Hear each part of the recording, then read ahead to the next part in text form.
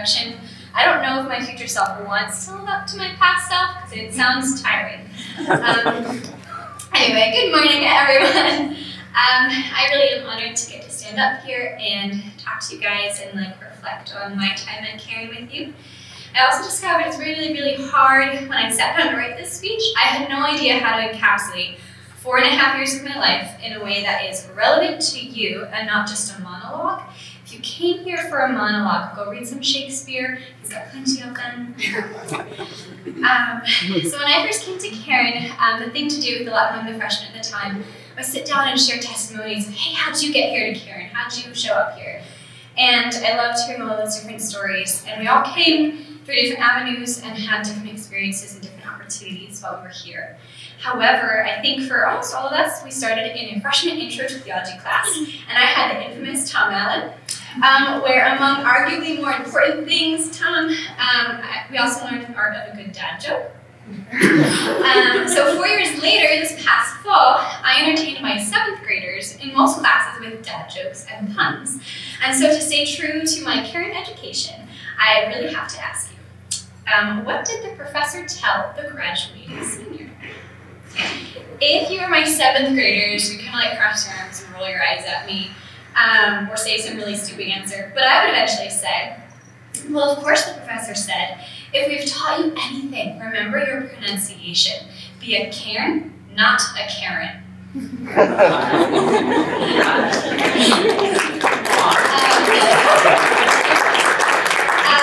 So on to more sincere things then. I do think it's probably likely true that none of us are the same kiddos who came here 4 or 5 years ago with all of our most important life possessions and dumped them in our freshman dorm rooms.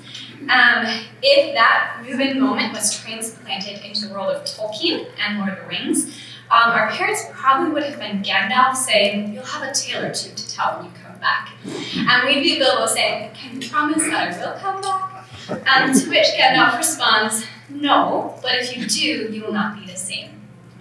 And thankfully we made it. We came back. We're alive. We're on the other side, thankfully. So what are the tales that we have to tell? That is the question. Mrs. Stella already shared with you the rundown of the things that I did at Cairn, from the cafeteria to serving res life and tutoring and things like that. I did my time in the old great cubicles of the library before it was pretty nicely renovated, and I supported local coffee shops, trying to get through my homework. But that doesn't really tell you how I felt as I was trying to do all these things or what I learned through all of those things. So while college is a whole lot of fun, to be very honest, I was stressed a lot of the time. I'm sure a lot of you guys can agree with that. A lot of times I felt very inadequate or very rushed because a college schedule is chaotic, as all of you guys know.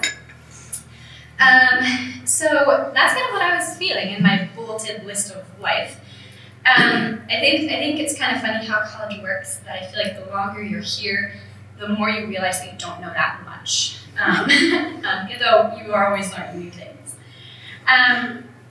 But anyway, through my classes here and the chapels and the ministries I got to do, I feel the Lord through that time slowly whispered to me, in the joys of college and the busyness and the chaos, that he was trying to grow a garden in me. What do I mean by that? Well, I'm a very visual person, so in all of my Bible classes and through chapels and things, the imagery of and the presence of gardens in the Bible always stood out to me, and what they symbolize. And I learned that our God is a gardener. My dad was a gardener growing up, and so maybe that's why that stood out to me. But our God is a gardener. He first dwelt with mankind in that perfect garden, and when we mess that up, every day history is inching towards the future garden where there's healing and hope.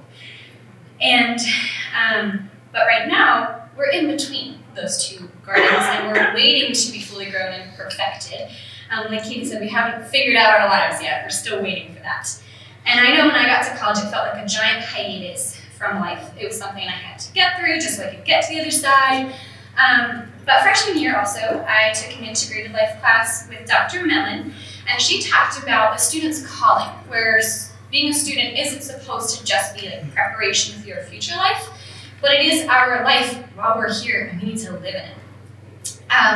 So I realized college was not a hiatus, but really that all of life is kind of suspended between these two biblical gardens. And if the Lord is growing us, then gardens need weeded, and that's not the fun part. So God definitely did a weeding in my heart, metaphorically, while I was here at Cairn, growing me up, maturing me in a lot of ways, through sincere friendships or sometimes through failure.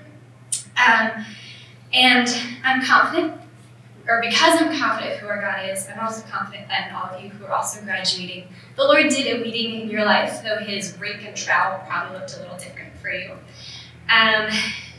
But if I could take one lesson from all of that weeding and growth that happened in me from my time at Cairn, I'd have to sum it up by saying to show up with compassion even when it's really hard. Because in our weakness, we get to see all the more how perfect our God is. College had a lot of hard moments. We all had the long-nighters fueled by Wawa coffee, the long hours, the really long papers, the relational struggles, so many things that were hard. But I'd like to introduce you to the professor who is the one who taught me to show up with compassion. As an English major, I spent a lot of time with this person. I know that perhaps not all of you guys had the opportunity to sit in Dr. Minto's classroom. If not as a snapshot, we snuggled mugs of warm tea because the classrooms were always cold, and we talked about Shakespeare and Lord of the Rings and whatever literature we were actually reading. So if you didn't know her, she was a portrait of a long sufferer. She endured a lot of hard things. And yet she had the greatest capacity for compassion that I have ever witnessed. And so she was a big part of my time here at Cairn. And so when the Lord called her home last October, in the beginning of my senior year, a lot of people expressed how much they had learned from her, how wonderful it had been. And when I attended her funeral, I selfishly kept thinking to myself, Lord, I was not done learning from her. Why did you take her? And as I kept thinking that over and over, I realized that she did teach me a very great lesson by how she lived. That sounds a little cliche, but it's absolutely true of her. She showed up with compassion every single day to teach us in the midst of long suffering.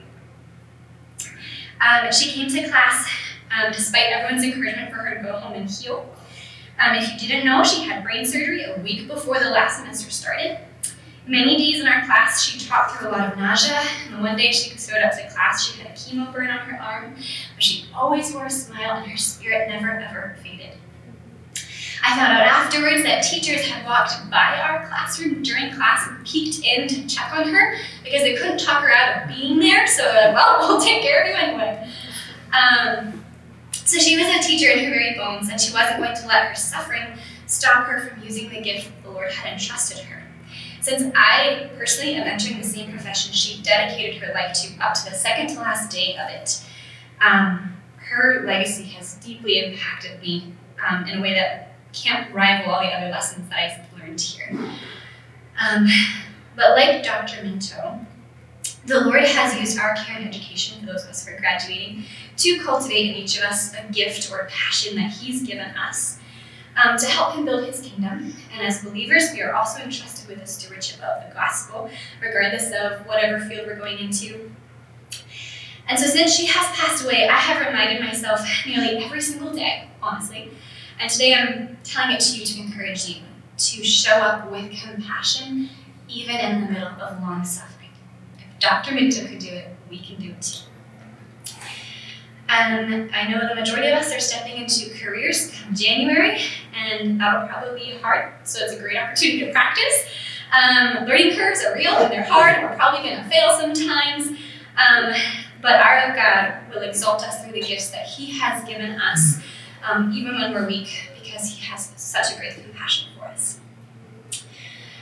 So Dr. Minto will always be one of my favorite teachers, but she was just one person in the army of professors or faculty here at Cairn that made a difference for every single one of us who are graduating.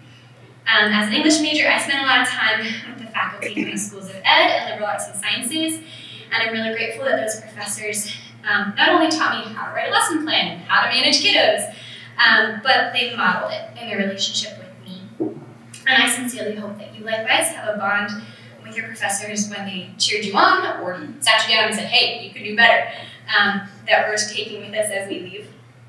I think they are certainly some of the instruments that the Lord used in our lives to cultivate the growth in us, to grow those gardens in us. And those professors have now equipped us to now step out and be the ones contributing to the growth in others, to be the Lord's tools and instruments in the lives of others wherever He's positioned us to serve. But before we get to those careers, our next step is to walk across the stage on Saturday. So I'm really excited to share graduation with all of you. Like Katie said, I'm really thankful that I attended a school where I know the entire graduating class, and I'm not just like a nameless face, but like I know everybody in this room, and that means a lot. So I'm thankful that the Lord has brought us all to this point. Congrats, guys, and thank you.